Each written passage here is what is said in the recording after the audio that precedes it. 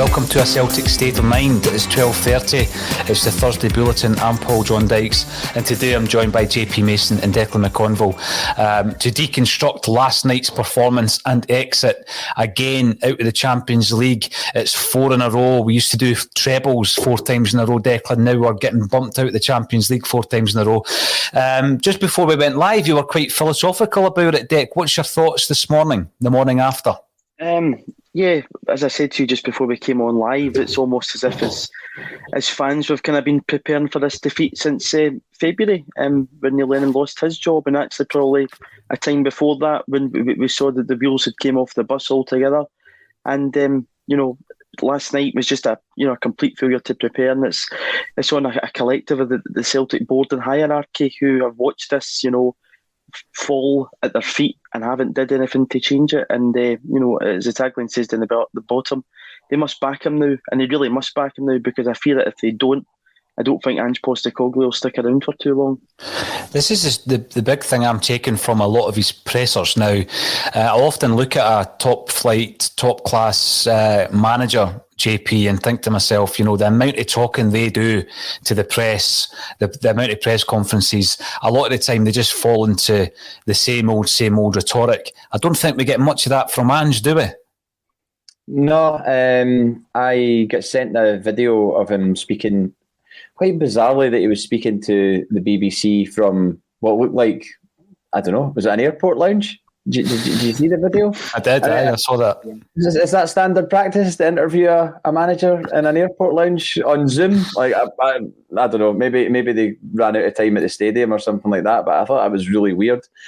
There's somebody sent me it this morning, Rangers fan who I'm friends with. I do have friends who are Rangers fans. That happens from time to time in people's lives, and he was like, "Oh, you have different views on football to me. I'd be interested to know your thoughts on this." And I haven't responded to him yet because I couldn't be bothered, really, to be honest, because I don't know if he was digging for some sort of reaction from me or not, because he can be quite snide in that way, and it's not been pleasant over the last year, put it that way. This is the same guy that texted me while we were 2-1 down at Ibrox, and I was at the game, and he was like, "I hope you're enjoying the bouncy to your left." And then Edward, scored the winner, and then I texted him when I didn't reply at the time, but I texted him when I was coming out of the stadium and said, "Yeah, they've stopped bouncing now." Funny that. Didn't get a reply to that, and anyway, so he texted me that video with Ange Postecoglou, and I watched it, and I thought, what a really refreshing approach. This is a guy who's walked into a burning building, with a water pistol. A water pistol, basically, yeah. And at no point do I apportion any blame to him for that. The fact that we didn't get absolutely horsed, either at home or away, by that team, who are not that great a side, let's face facts, but we were going into that game with, an absolute, not horrendous, but just a naive and, lack of streetwise, from the players. Just we weren't ready for it, and he knew that. We knew that for a long time. We knew that from the countdown. That countdown wasn't going towards something that was suddenly going to wave a magic wand and we were going to have a team that could compete in the Champions League. So I thought it was refreshing. Like Declan said, I just hope that there isn't fallouts now as a result of it, because like I said, he can only do what he can with the tools that he's given, and there was a lot of blunt tools. Yeah, you're absolutely right. See, the thing, JP, I just think we're at that stage now where we need brutal honesty, and I think that whole period of time when we were without a manager, Declan, and apparently we were lining up a manager, and that manager was Eddie Howe, and we really messed that whole process up because we had no agreement. Because, you can't just rely for that length of time on a verbal agreement, and then obviously because you're setting yourself up for exactly what happened to Celtic. So what JP says is right, and I've not seen any or very few Celtic fans who are or blaming Ange Postecoglou for what happened last night. I think we came as close as we possibly could under the circumstances, going into that burning building with a water pistol.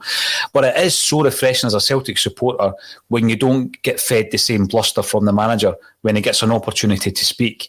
So he's posed a question by a BBC reporter, and I love the way, and he does it like no one else. In fact, it reminds me a wee bit of that scene on Dead Man's Shoes. He uses the word mate, but you know his mate, right? Mm-hmm. So it was that scene with Paddy Considine, JP, where he goes, yeah. You're there, mate. You're there, mate. So he says to the BBC report, and he calls him mate, strong words, mate. You know what he's actually thinking isn't the word mate, and he uses it brilliantly.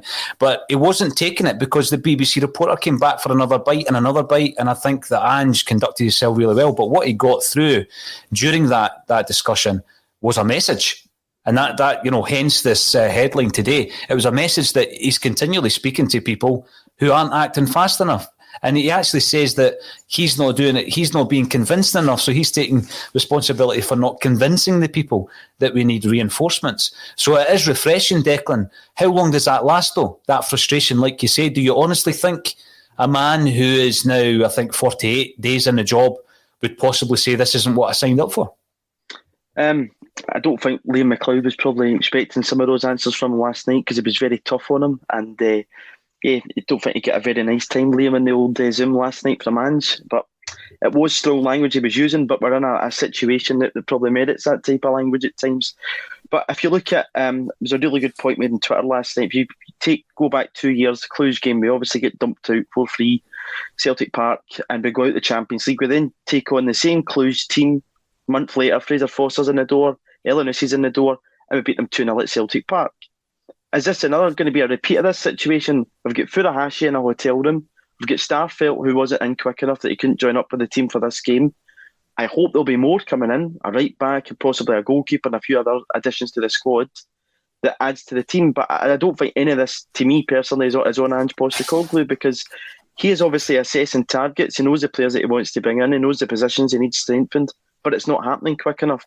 That isn't down to him. It's not as if this is just a situation that's changed under him. We've seen it on repeat, and it's likely going to be that same situation because we could end up facing Midtjylland in the group stages, and then you would see whether there's been a change over that course of time. But like Cluj before, and there's probably been other games that you could take, I feel that that's a repeat of that situation. Once again, being underprepared at the wrong stage of time and then getting the people in that we need. And it just sticks a sticky plaster over, a situation that, you could probably hark right back to, Leeds of Warsaw, then Maribor. We got 2 bites at the cherry that year. It was 7 years ago. Nothing's really changed in that time. I think it's a great point, Dick. And, I'm probably on the side of the argument that would say if we were to play that same Midtjylland side in a couple of months, 3-4 months' time, I do think it would be a different story. I absolutely do. You can see the building blocks are slowly being assembled by Ange Postecoglou. But there is also the other side of the argument where people are all, they're criticising Ange's inactivity last night, particularly with changing things. So Stephen Sloan comes in. Ange has no plan B. He only made one change in the 90 minutes, and it was like for like. The Danish manager made 5 changes, and him and his assistants shouted to the players for the entire game.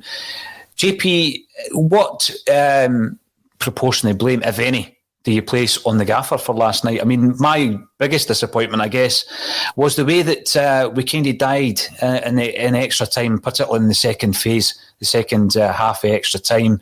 I didn't have any kind of confidence that we were going to get back into the game at that stage.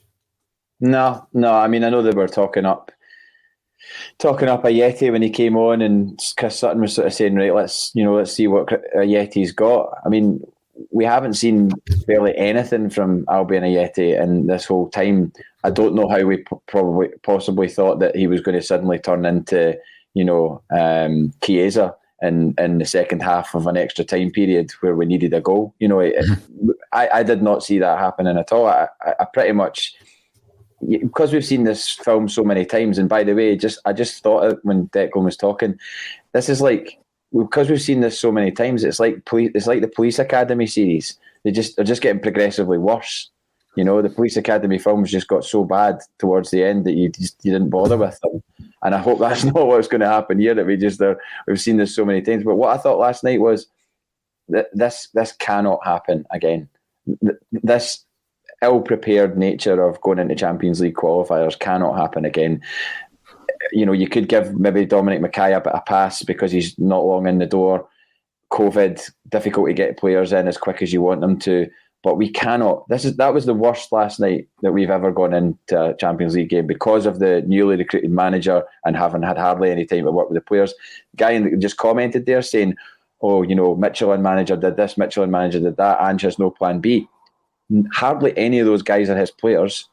Some of them want away, clearly still, and he's not got his players in the door yet. He's not had time to really develop his own strategy properly within the club. That's why he said last night that it's not a catastrophe, because it would have been a catastrophe if all his building blocks were in place and all the signings were in place and then they didn't do anything.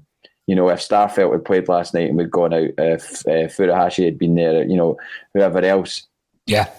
That's the thing. So next year, when we're going into this, if he fails with what he's built over that year and we're in a state going into next year, then say what you want about Postecoglou, but I'm not having his tactics being compared to the Michelin manager. Michelin manager's at a completely different point with a different team at a different stage in their development, and I don't see how you can throw it at him. I think we did really well to even take it to extra time. Let's face facts. With that defence, that defence, no disrespect to them, because they're the only people we have to play. It's not their fault, they're nobody's throwing knives at those players for having failed us. We just didn't have anybody else, and you're asking these guys to go into Champions League level qualifiers with huge pressure to go and perform. The chances of a mistake getting made were so high, and obviously they happened. So you see the big thing there about the point about the plan B. I'm going to say this: he didn't have a plan B, but I don't blame him. He didn't have a plan B because he doesn't have the players. So you look at the bench, JP. What are you going to do? Seriously, what changes will you make? Well, you can write off any changes in defence because we're already wafer thin there. I mean, the only option on the bench, Bolingoli or Urugide.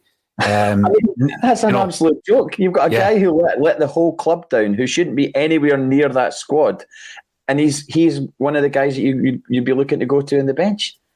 Yep. I mean, my personal opinion is that Bolingoli should be absolutely nowhere near that team, and the fact is that he is, because of the situation that we're in, where we've not signed anybody, 100%. We said that a few weeks ago. The fact that Tony Ralston, who, by the way, I'll come back to because I had no issue with his performance last night, and Griffiths, pre the latest off-field issues that he has been involved in, and Bolingoli, all three of those players are only still at the club because of the predicament that we're in, because of the poor management of squads, the planning, the succession planning's not been in place. So there was absolutely no option at the back. You'll go into the midfield. Are you bringing on Shaw for Sorrell? Are you bringing in Rogic for Turnbull? I mean, these are basically the only options you've got, because then you're looking at players like Robertson, who has very little experience at this level. Forrest obviously was an option, and we utilised them, and there was a change in dynamic when he came on. And of course, the other one is Ajeti. So I think in one way, Stephen Sloan's right. There wasn't a plan B, but what I would add to that, the caveat to that, is because he doesn't have the players. He's looking on that bench, and I think he's looking at the bench thinking, I'm not confident enough to make the change, be that, Edouard for Ajeti, which he didn't make because he brought on Ajeti as a second striker, or bringing on, some of the, Forrest, bringing on Forrest for Abada. That was probably the only two options that he really had that could have made a difference. I know we still harbour beliefs, Declan, that Tommy Rogic's still that player that we knew and loved. He's not quite shown it since Ange Postecoglou's came in yet. But surely the fact that there was a lack of a plan B is down to the fact that there's a lack of talent on that bench. Yeah, it harks back to what we were talking about earlier. The signings that he's not got a depth or quality on that bench. He's got really nobody to turn to, and you saw the bare bones when we had pre-season games, and that obviously when the Scotland players were away, he couldn't turn to the end, so the teams that we were fielding. And then last night we finished with a back four of Ralston, Welsh, Murray and Montgomery. That isn't on the manager. That is on the people at the top, not because we all knew we needed a right back. You know, Lustig, when he left the club, he was an experienced player, a big character in the dressing room. Yeah. His legs were gone. It was fine to sell him, but you need to replace him. We brought in a young player from Manchester City in Frimpong. Yes, we made money off him. And we brought in El Hamed, who obviously departed the club. We benefited financially off Frimpong. What did we replace him with? A loanee from Everton. So since Lustig's left the building, no replacement. You know, Ayer's replacement comes in eventually when Ayer leaves the club, so we waited. It's the same old story every single time, Paul. Just, you know, that inability, as well as that. Julian hurt his knee against Dundee United in late December. That was 7 months ago, and we still haven't signed a replacement centre-back to cover that position. We knew in December that we needed another centre-back in the door, and we never bought one. They turned back to near Beaton and looked to trust the two young guys. Not their fault, but that's what happens when you prepare to fail. So it's not on the manager that squad's so light. It's on the board because, as he said, you know, they've not listened to him when he's wanting to bring in players, and that isn't down to him. It's not on him. So I think he's freer, you know, responsibility. And that's probably something the Celtic board won't like, that they've got no shield now, because last season they did have a shield. They don't have a shield this season. And I think Postecoglou is going to be really honest, and there'll be a few home truths that a few of the guys in suits won't like. I think that's a great point. Really well made, Declan.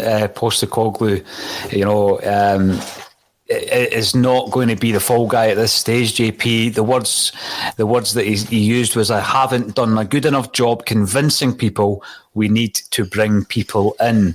Now, sitting here, JP, surely that board realises that you don't go into a European game, a Champions League qualifier, and rely on an 18-year-old Dane Murray who, and I keep reiterating this, I thought played extremely well under the circumstances, both last night and in the first leg.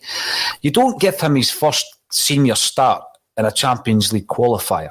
I mean, you've heard the situations previously, JP, where there's been an outbreak of some kind of illness, or there's just an incredible misfortune when it comes to injury. And, you know, we have seen that in the past. Mm-hmm. That's not where we are just now. As Declan says, the issues around the centre-half position have been at least evident since December, when Julian got, and probably before then, when we realised that the signing of Duffy wasn't working out, JP. So surely, you know, those words, and I know that we do, you know, we really look at every nuance at Celtic Football Club and we read into everything, but those words, he's not convinced the people we need to bring people in. Surely they weren't prepared to go into that burning house fire with a water pistol, JP. Well, I mean, I think they seem to think that was, you know, pointing fingers and saying, oh, well, you know, we've made efforts or whatever, or we've tried. But I looked at this last night, sort of late on. I started thinking about the Celtic managers in the last few years, and, you know, who's been responsible for recruitment. Whoever, at some point midway through Brendan Rodgers' tenure, summer 2018 was when it changed. So, see, every signing from summer 2018 onwards, I can hear that noise. Can you hear that noise? Yeah, what is it? Like a shuffling noise. Sorry, I don't know if it's me or what, but I'll try and stay completely still so that I'm good. I can't hear it, so it's fine. Okay. And so I was thinking about the summer transfer window of 2018. That was the last time I think that Brendan Rodgers had an actual say in the signings. Because now, correct me if I'm wrong, I think Cham came in that window. I think 17. Was it 17? Yeah. Right, okay, I've made a mistake there then. But I think summer 2018, just looking at the transfers in that window, beyond that was when it started to change. Winter of 2019. When did Compere come in? January 2018, I think. I'm sorry. Was it? January 2018, yep. Was it? Right. Yep, because he played against Morton in the March 2018. Right, it's the January 2018 transfer window when things started to change. Whoever started to change the recruitment and wasn't involving Rodgers, and there weren't Rodgers signings, that changed at that point, and it's changed ever since, because you can be guaranteed that the signings that came in when Neil Lennon was manager were nothing to do with Neil Lennon. They were just presented to Neil Lennon and he was expected to work with them. And they've, by and large, been pretty bad. There's not been many good ones, is there? I mean, can you really remember any good signings in the last 2 or 3 years? Well, you've got me looking, and I'm looking at the incomings, JP, just because obviously Declan's got a sharper brain than me when it comes to dates. But I'm going back to 2018. We're looking at players such as Scott Bain, Edouard, Izagiri, Arzani, Malumbu, Benkovic, Burke, Wade, Bayo, Shved, Gutman, Perez, Toyan. So there really is a trajectory, isn't it? And it's a downward scale. And I think it continued on that scale ever since, hasn't it? Really, there's been a couple of exceptions. I think we got a wee bit lucky with Frimpong. I mean, obviously, but there's been a couple of exceptions. But generally speaking, I wouldn't disagree with that, to be honest with you, JP. And I think which has led us to this point. Of having to field a team with inexperienced young players and a mixture of players who don't want to be here because they've not been sold at the right time, and it's been bad, poorly managed, poor squad management from the top. As soon as a player's indicated he wants to leave, then they should just be going all out to get him out the door. None of this, stay for 10 in a row or stay for 9 in a row or anything like that. That shouldn't even come into it. If a player genuinely is wanting to go, I really don't understand the argument of trying to keep him. And again, we've had to field players last night who we understand may or may not want to go. And do you know what? It says a lot about Postecoglou that they actually played for him. Because I thought Ryan Christie played. I don't have any qualms about that. I've bashed Ryan Christie in the past. I'll admit that because I didn't think he was, giving it his all. But I can't fault him. But there's only so much one player or a couple of players can do. If your entire defence is fragile, then you're definitely going to struggle. Now, let's talk about some of the players then. Declan, Strangelove, the doctor, comes in to say, before the pylon starts on every Celtic player, I would just like to say, please try and show a little patience for Ange and the boys. There are no quick fixes in this game. I think it is important to look at one of the points JP made there, certainly on the Ryan Christie front. There were some decent performances. Now, I've already mentioned, and I mentioned last night following the game when emotions are high, that the very fact that we're having to give an 18-year-old his first competitive start in the Champions League qualifier is on the board, and I stick by it. But he played particularly well, Declan. I think there was one point last night where he's made a slight error, nothing came of it, but he's booted the ball out the park where there was a couple of easy passes on. He done so well, but not every player responds in that way when they're thrown in to a situation like that. I think Welsh had concerns last season when Welsh was thrown into the Celtic team when we were low on confidence, we weren't getting the performances, and we were playing Rangers and we throw Welsh in. I think he's done particularly well to come through that. He's maybe 23, 24 games into his Celtic career now. And even when we do bring in another centre-half, I think Welsh will play plenty of games. But let's start talking about some of the performers. Last night, I actually echoed what JP said, when I was talking about Christie, because my co-hosts didn't agree with me. They didn't think that Christie had a great game. I thought he worked really, really hard. He seems a lot more disciplined. Because previously Christie was all over the park, but not in a good way. He was spreading himself too thinly. I think last night it was a very disciplined performance. There was a couple of occasions where, he played through balls that almost created an opportunity.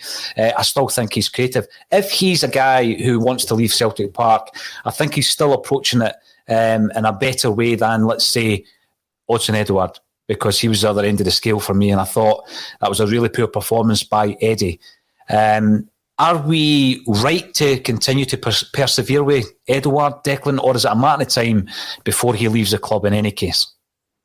I think, again, last night is down to not having anybody else to play, because JP said, when Ayeti came on, we were hearing all this bluster about, come on and change the game, and he never really did anything for me. So we persisted with him in pre-season. He saw a good couple of goals, but I think, again, Ange having to play Edouard and Christie is down to, a lack of depth in the squad, and I know the players been in the team. And to hark back to what JP was saying earlier on about transfer windows, we're still in a situation here. Yes, we've got a manager in, but we have no head of football operations, director of football, whatever you want to call that role, somebody who is in control of the transfers. When Nicky Hammond left the club, we still not replaced him. So again, we're heading into a new season here with still a massive gap in, in that kind of machine system, like if you like, of how signings get done. That you've got a head of football operations that oversees the whole project that the manager can go and talk to, which is again on the board, not having somebody in there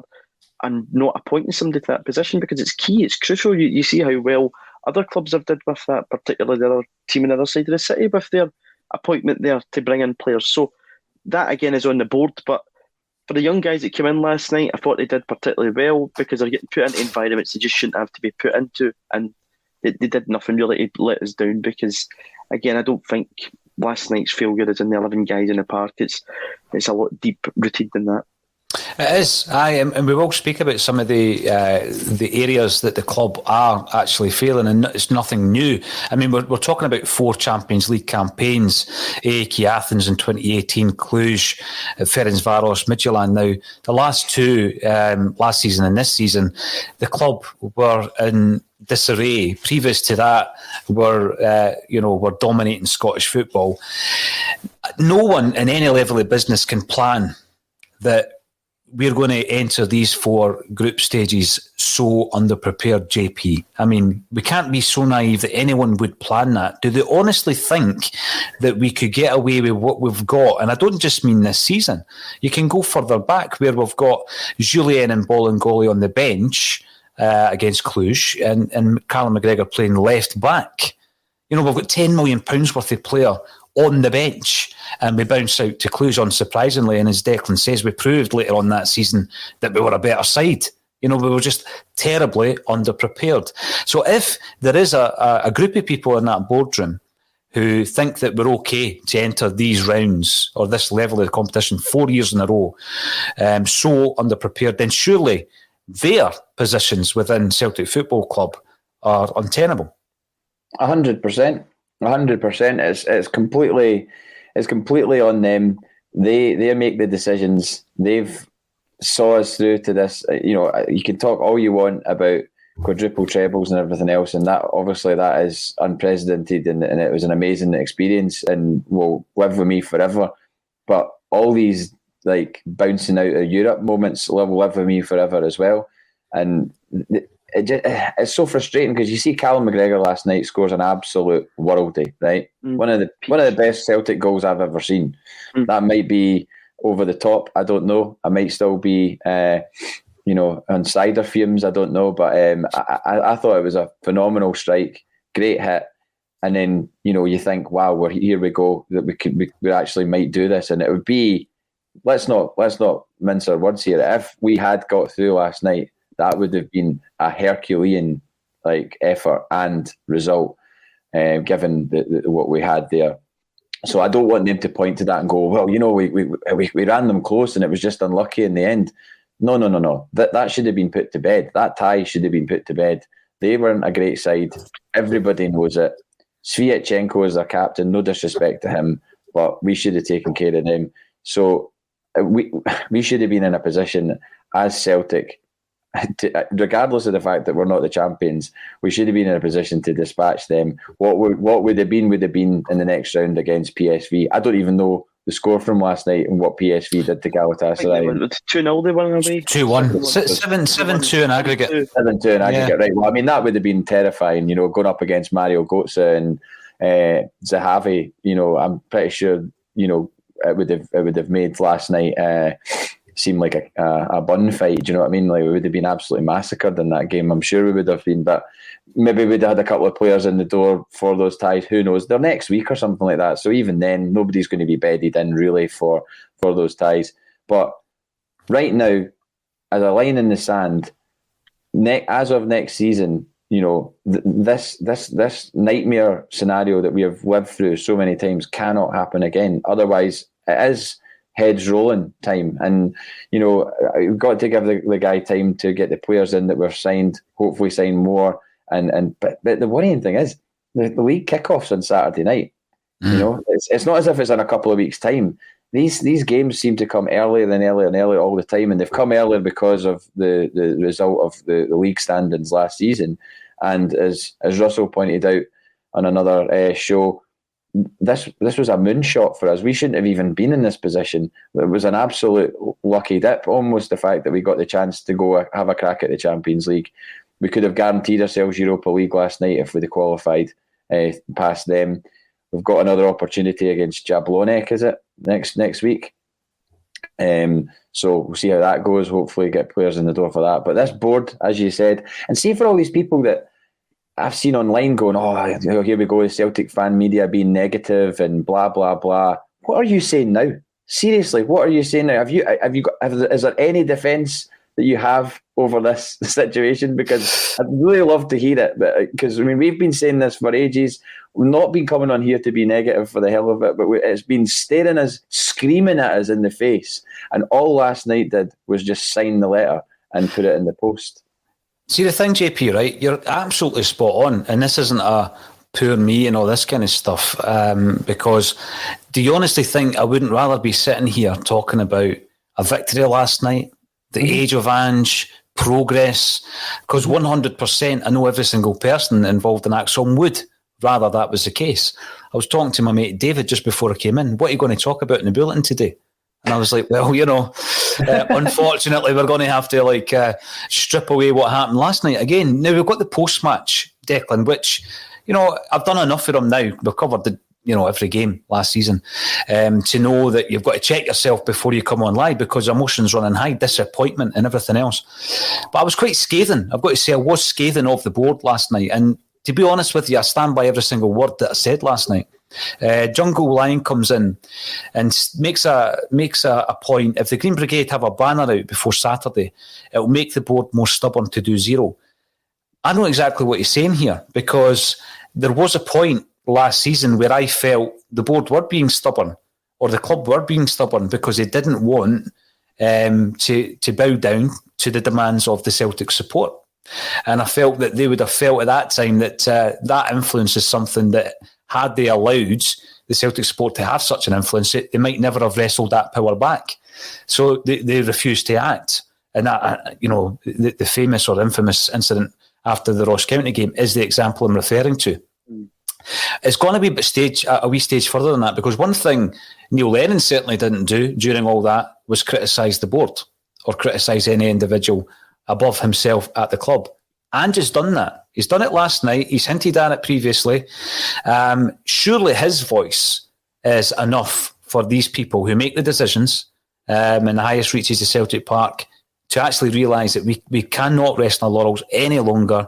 Massive changes, not just in the playing side, must be made, and they need to be made immediately. We were calling for the changes weeks and months ago. So this really is a huge indication that it's gone beyond frustration within the supporters when the manager's calling you out in the post-match interviews.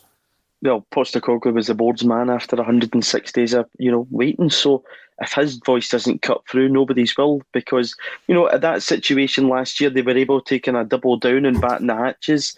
And as I said earlier on, that shield that they had maybe protecting them a bit in front of them of no criticism is gone. That the manager and the support are now turning against them. So if that voice doesn't cut through to make any changes in terms of personnel coming in the door and other things, nothing will. And where we go from that is beyond me, because we're in a situation here now that is getting worse, and if things don't start to properly change, I don't know where we go from here. Really don't. But his voice, I would hope, and I really, really hope that it would cut through to them, that now that's been made public, they need to act and give him what he needs. But we're seeing stories in the week that Dermot Desmond's going to get involved in transfer dealings. Don't need to get involved, Dermot. Just give us the money and let the manager go and buy who he wants to. That's all we need. But if that doesn't happen, as I said at the top of the show, I feel that the manager will walk out on them, because I don't think he'll accept this. One of the points, JP, that I was making last night was around the fact that, as Declan quite rightly said there, Dermot Desmond comes out or feeds a specific paper or a couple of papers a story that he's going to step in and changes on the playing side and the recruitment side are going to be made. Would it not be better if he sorted out the lacklustre nature of the boardroom at Celtic Park?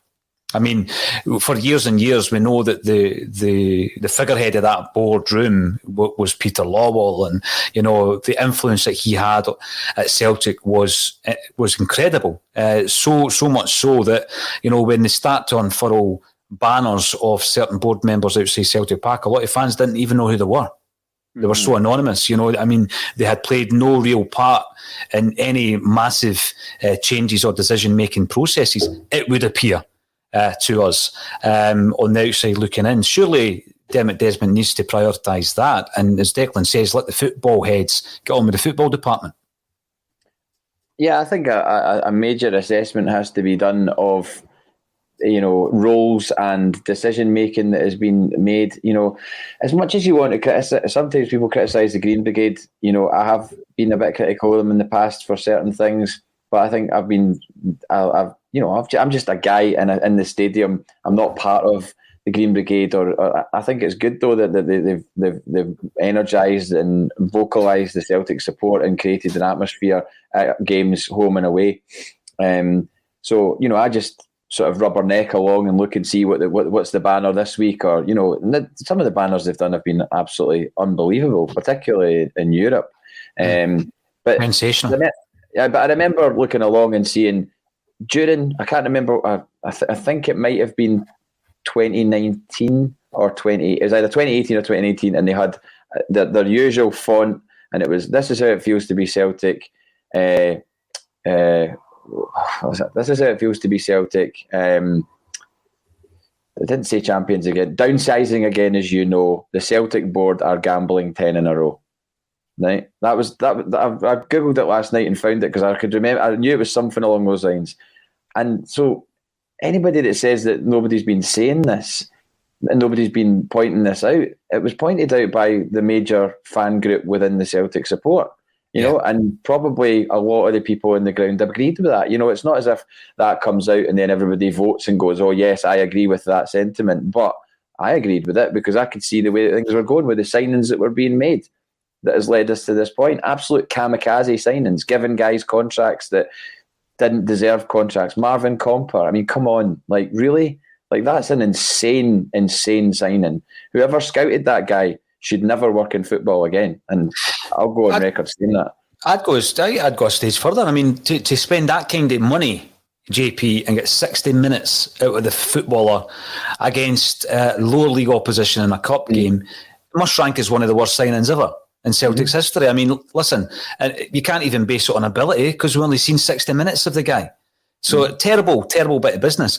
But going back to these warnings, and you're spot on, and I think Celtic have a history in terms of the fan base of being able to call out things pretty early on. I mean, we obviously have the absolute privilege of speaking to Jim Orr on a regular basis.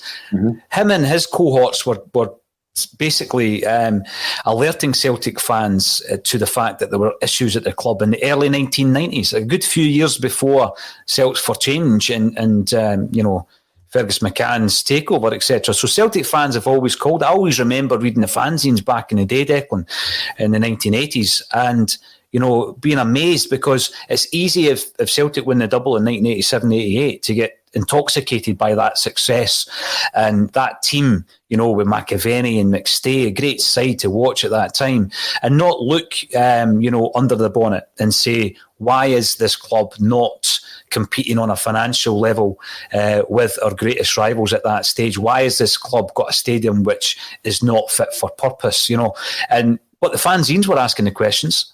We've always had a number of voices in the Celtic support who have been quick to notice that there was a rot. But at the same time, I don't always blame supporters, especially when the success is there, Declan, because you trust the custodians at the club who are being paid handsomely to fulfil their role to identify it before we do. You would trust that, but it's not happened. How do you think this will progress in relation to... Because it seems as though the distrust that the Celtic fans have at the moment in the current incumbents of the Celtic boardroom is not going to improve anytime soon. Yeah, and as I said, I don't know how that changes. I mean, obviously, the Celtic Trust is a vehicle for that, but, you know, to me, if there was going to be any major change in the boardroom, or, you know, Dermot Desmond would either be a parting of the ways to hand it over to his son Ross, or, you know, somebody else. The only person I can really think of that probably could buy out Dermot Desmond would be Willie Hockey, but I don't know if he'd be the person that would want to do that. So, you know, I don't know where this situation goes if, you know, doomsday comes, say Postecoglou walks out, the growing, you know, the Celtic board can't escape like they did last year, because people will be in the stadium, there will be people shouting, there will be banners, people will be booing. So if things don't change, you know, that's the situation. You know, if there was going to be any kind of major change there, because I just can't see, you know, unless Ross Desmond comes in and Dermot hands it over, changes in the boardroom as quick as we want. You know, guys like Tom Allison and Brian Wilson have been there a long, long time. It's too cosy. It's, you know, and as you said earlier on, Peter Lobel was the figurehead of that. He's gone now. And is it just, you know, let the executive team run it and the rest just kind of say, okay, that's fine, we trust you, just get on with it? But I don't know where this goes in terms of a long-term plan, whether it's that, Ross Desmond taking over from his father, or a fans group, you know, mobilising and then somebody willing to put up the cash for it. But I don't know, unless anybody knows any multi-millionaires that fancy a football club, then be my guest. But I don't know where it goes at this point in time. I found it interesting that one of the names Declan mentioned there, Willie Hockey, his name has popped up in conversations over the last week or so. JP, what it will show me, I don't know whether or not there's any truth in that, but what it does show is that there are people out there with not only the business acumen, JP, but the creative nature to modernise. This is a big word we keep hearing from Dom Mackay, but in order to modernise, you can't use the same out-of-touch figures who are at the club and who have got very, very comfortable at the club.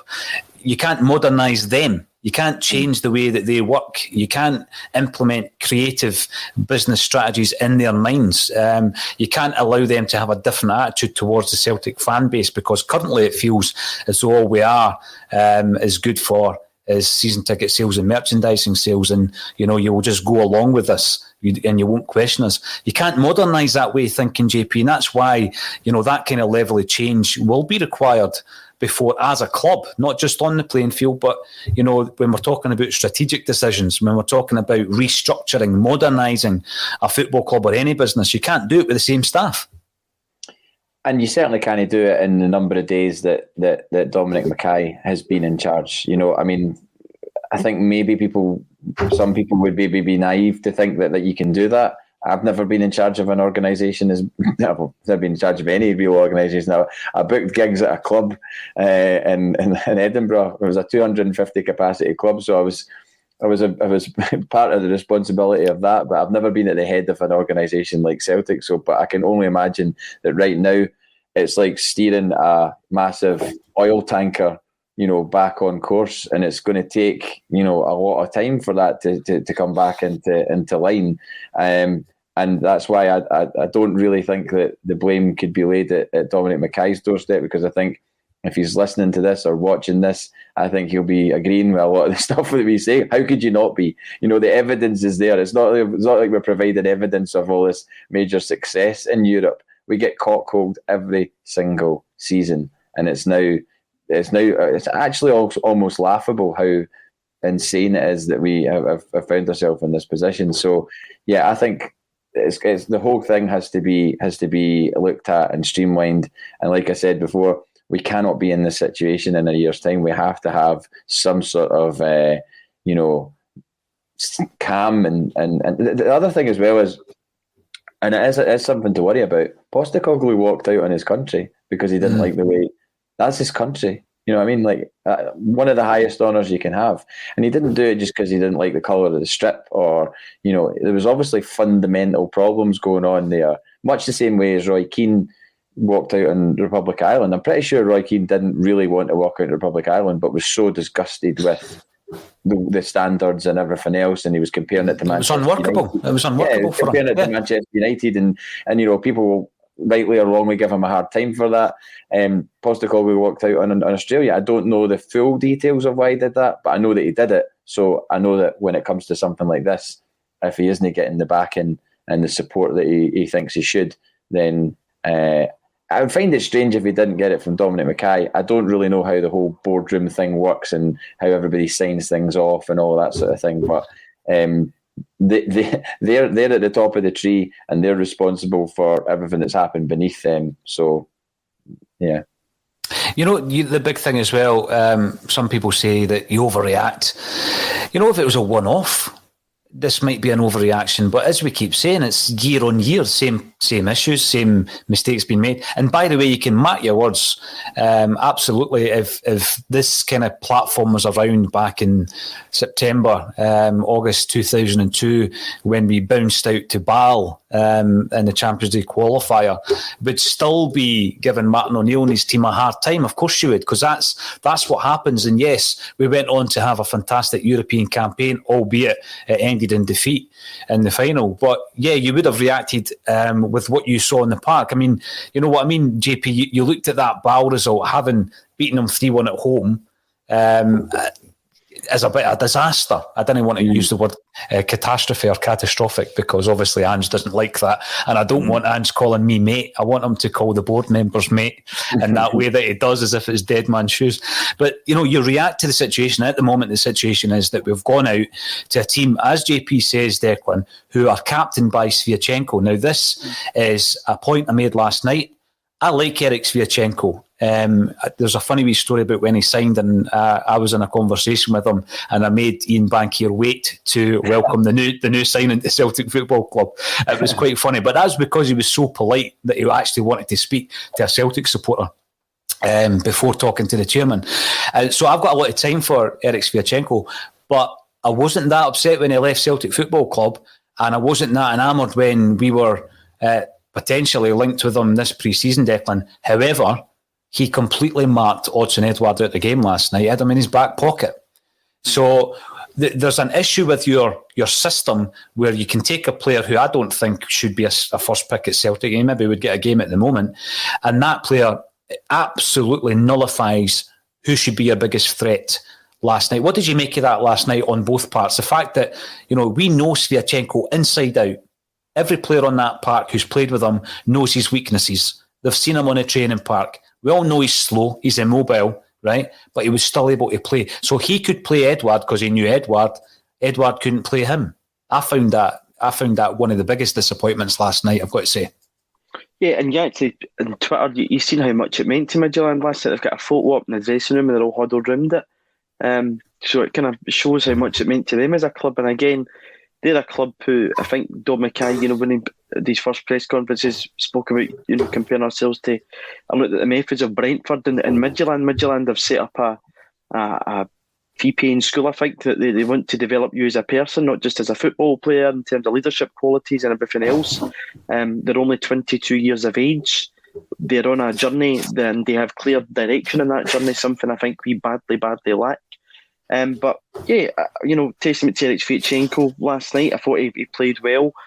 And again, you know, was that in the part of Edouard just maybe not really, you know, his head being elsewhere? Because, you know, probably if last night wasn't his last game, Saturday ultimately probably will. I do imagine the player will make that switch to Brighton. So I don't know if it's on that part, but certainly in terms of preparation, in terms of linkages, you know, Sviatchenko would have got a game in that Celtic back four last night. And again, it just sums up the whole situation of players that we could have had, we did have, and let go to put us in a situation where we're having to rely on two young lads playing at centre-back last night. Now, there was another youngish player playing in the defence last night as well, JP, and I'm going to bring it up, right? Because, yeah, we can talk about the goalkeeper situation.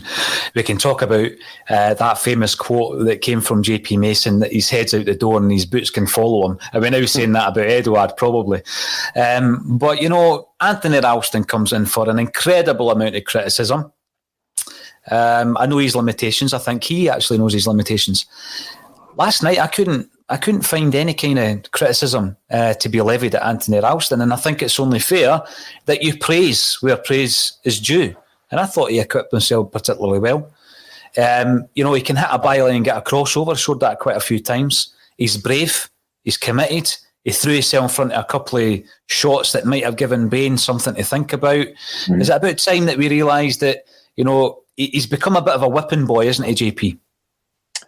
He has. But I think people always add in the sort of caveat that, it's not his fault. It's not. We're not. Nobody's having a real go at him for not playing at the standards that we maybe think a Celtic right back should be playing at.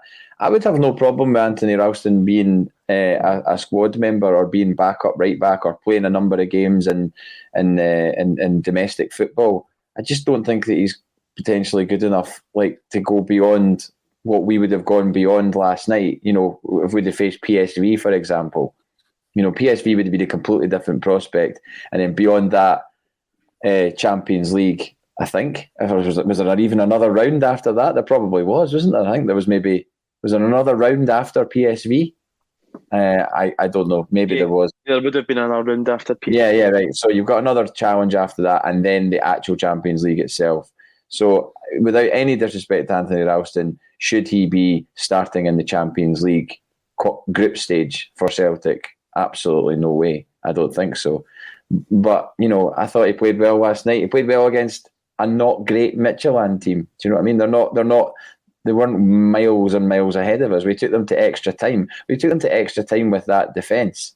That's wild that happened, really, to be honest. And I think that's credit to Postecoglou. And we've not apportioned any blame on this show to him, and I don't think nor should there be. Maybe some people do have doubts over him based on last night. I certainly don't. And if anything, I've got more confidence in him because of last night, because we didn't embarrass ourselves. Yes, we lost two, preventable goals. We lost preventable goals because of an inexperienced defence, which he was forced to play. Yeah. I actually think the most experienced defender was the guy who switched off for the first goal. I thought Greg Taylor was way out of position. The boy had 5 or 6 yards on him, and it shouldn't happen at that stage of your career as a defender, because you're a defender first and foremost. So, no, you're absolutely right there. And again, fine margins, JP, Jamesy Forrest, couple of chances. They go up and they really are ruthless, and we've seen that so often in Europe. I think there's going to be a lot of comments like this coming through from the Celtic support. Marty McKay, the board is morphing into the Kellys and the Whites at breakneck speed. I can only assume that they make more personal wealth from player transfers than the club qualifying for the Champions League. Now, the reason I bring it up is because obviously I remember the Kellys and the Whites, and I remember the takeover and going to the games throughout that entire period and being totally immersed in the fanzine culture that became your Bible, JP, because I was a young kid at the time, and people that knew a lot more about business and football and Celtic than I did were informing me. It was almost an education, and you got that education on the supporters bus all the way through from Fife, and then in the pages of the fanzines on the way home, and that's how you kind of digested info. Nowadays you listen to podcasts and you can form opinions or strengthen opinions or disagree with people that way. Back then, I think that the whole fanzine culture was very important in the way that my mind was almost politicised to the way that a football club's run, because at that age I should have been thinking about Paul McStay and all that kind of stuff and winning trophies, but I'm thinking about the Taylor report and building new stadiums and takeovers and going public, and for someone who's Canvas Lang. I remember the front cover. The horse with the ground, and he put a horse on it for 2 weeks, I think, Kevin Kelly, to prove that it wasn't chemicals on it. I didn't know that's outrageous. The horse in the ground for Brilliant. 2 weeks, I think. It's in one of the books. You see him standing with the horse. He'd phoned up somebody and he said, I know somebody that's got a horse, we'll put that on it and that'll prove that the ground's fine. Only Celtic. Back then, only Celtic. To that horse, by the way, it seemed to disappear however quickly. But the reason I bring it up is, as much as you look back on that situation, and rightly so, because the club was not being run properly. I don't think it was due to any kind of deceitful kind of means. It wasn't as though there was any doubt that the people, the Whites and the Kellys, obviously they'd been born into a football club. That there was a whole dynasty of their family within that football club. It's just that they did not have the competence to run a club at that stage, JP. The people at the club didn't have the competence, the business acumen. They didn't have the wealth to invest in the club. They tried to make changes by bringing people like Brian Dempsey and David Dallas-Smith and Terry Cassidy, because they thought that they had the wealth and the business acumen, and that didn't work either. And eventually it all tapered away.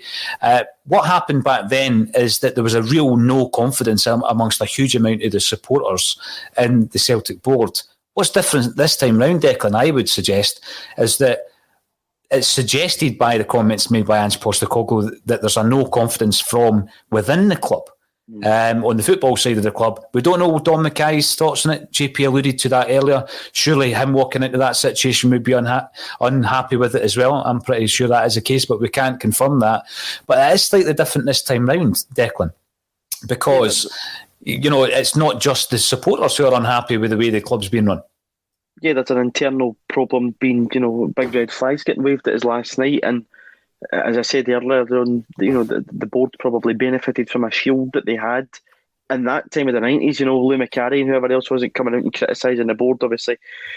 Billy McNeil loses his job, but walks out the front door to kind of say, get nothing to really, say that I shouldn't walk out the front door here. But, the other guys in positions there but before the takeover, probably didn't criticise the board like Lou McCarry or Brady.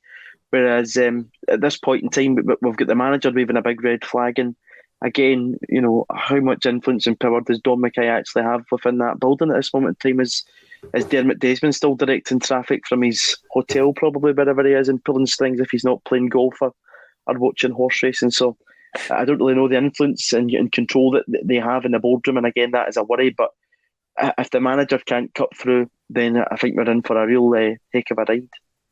Declan, you've told me something I didn't know about the club, and I love that. And it happens a lot where people give you wee bits of information. I cannot remember the picture of, would it have been Michael or Kevin Kelly with a horse at Cambuslang? Kevin Kelly. I'm going to have to dig that out. I've got most of the books around about that period. But obviously it started up the discussion, Sherga. At that point, it probably wasn't even a real horse. It would have been a pantomime horse. And there would have been somebody at the front and the back, wouldn't there? Because Celtic were a bit of a pantomime back then.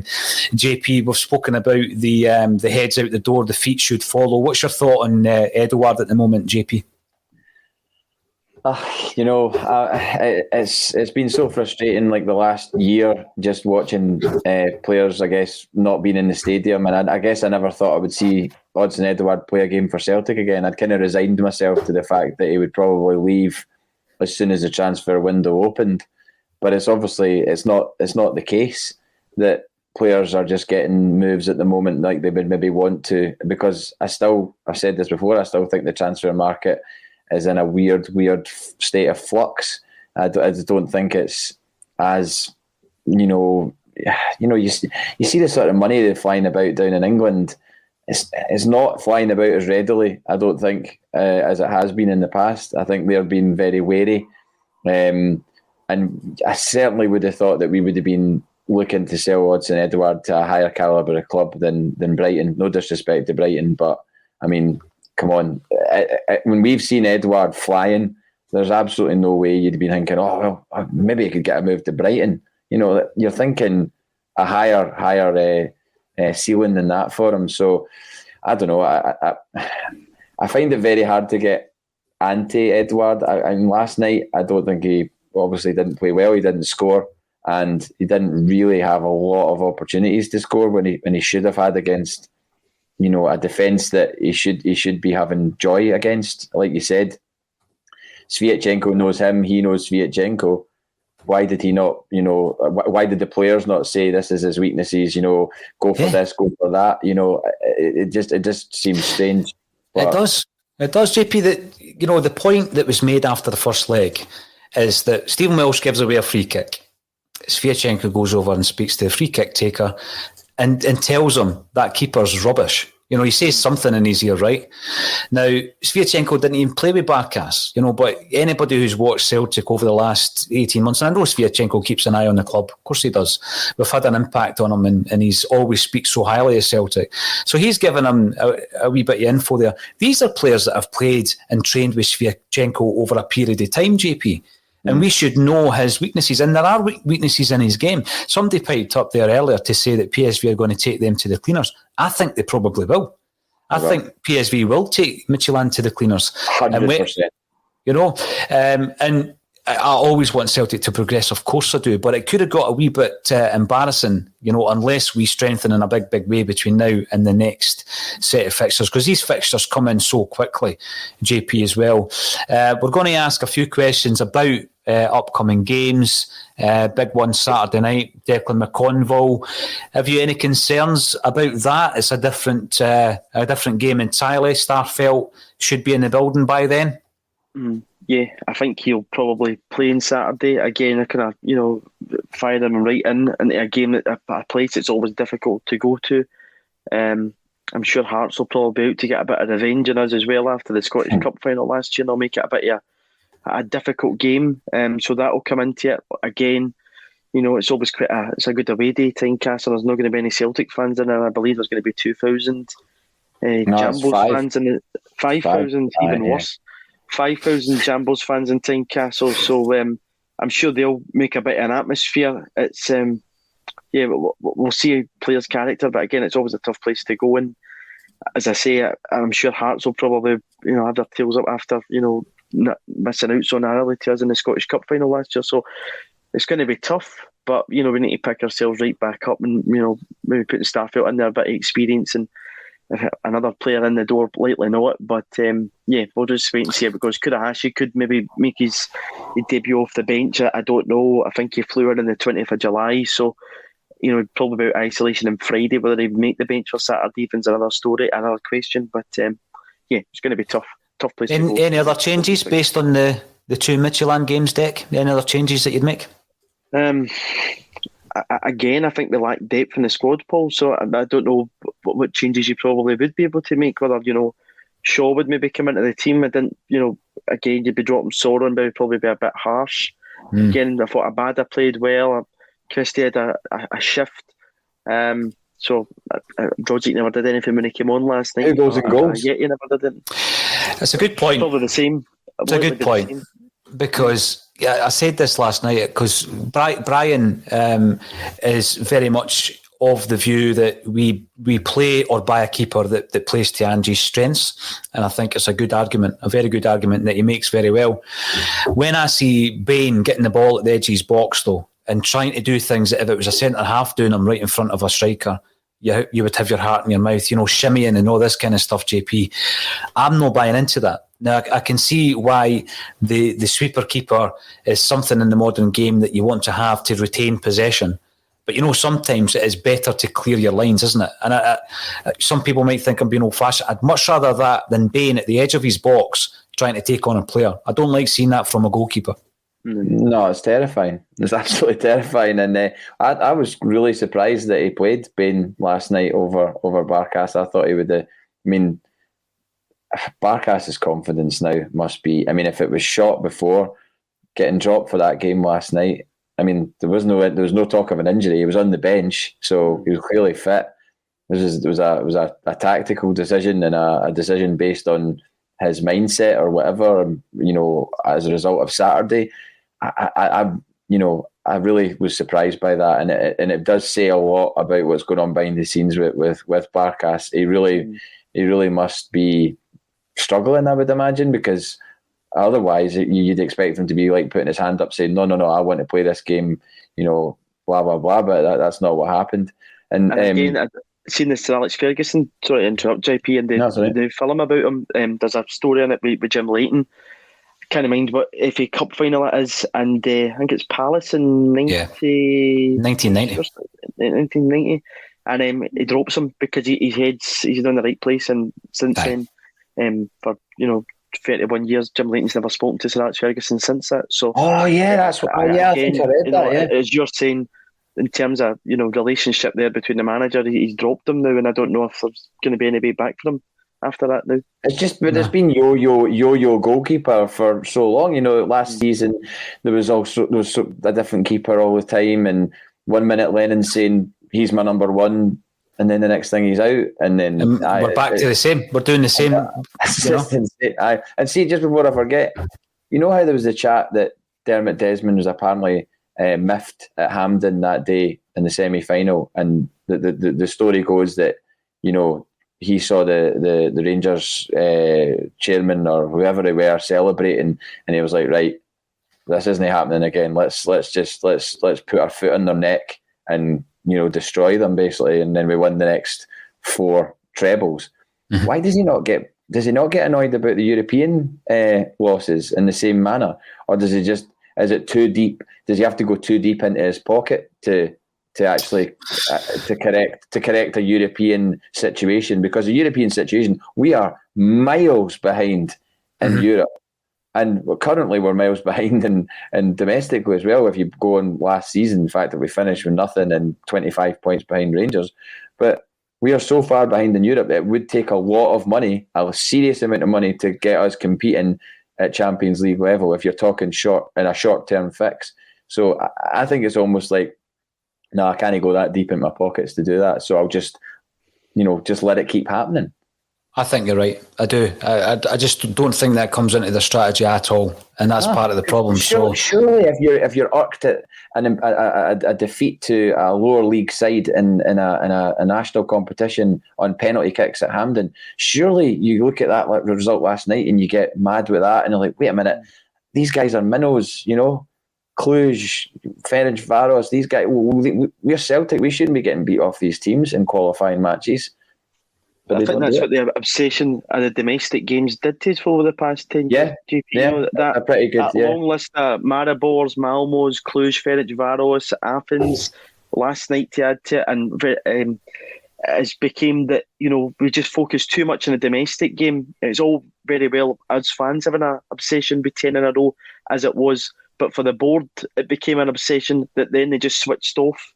And they switched off in the last few seasons of that, but switched off altogether in European football. It's the same last season when we were getting horsed by Sparta Prague, and even to go back to Ronnie going out that second season to Malmo, that European success or failure doesn't merit whether you keep your job or lose your job, because it's kind of like a free hit to Celtic managers at this point in time. European football, it appears. It seems that way. It seems as though the club have completely different objectives and ambitions when it comes to European football than a huge amount of the Celtic fan base, Declan. And you said horse again, so you've obviously got a horse on the mind. You're going to have to dig out that picture of Kevin Kelly's horse for me. I'll find it. Absolutely. Before we go, I've just got to declare my love of JP's Celtic away strip. I remember it well, the wee velvety badge. It's got that velvety texture, isn't it? Well, it's hard. Oh, it does, and it's just, I thought, well, it's harking back to, there's been a lot of 90s chat today about, Celts for change and sack the board and whatnot. So what better top to have on for that time? Absolutely. I remember, though, if you're going to go for a run, it's a bit like sandpaper behind that crest, JP, so be careful. Thanks, everybody, for joining us in the comment section on YouTube, Twitter and Facebook. It's always a pleasure. Thanks for getting involved. We're on every single weekday at 12:30. This is A Celtic State of Mind. Thank you to Declan McConville and JP Mason. We'll be back at 12:30 tomorrow.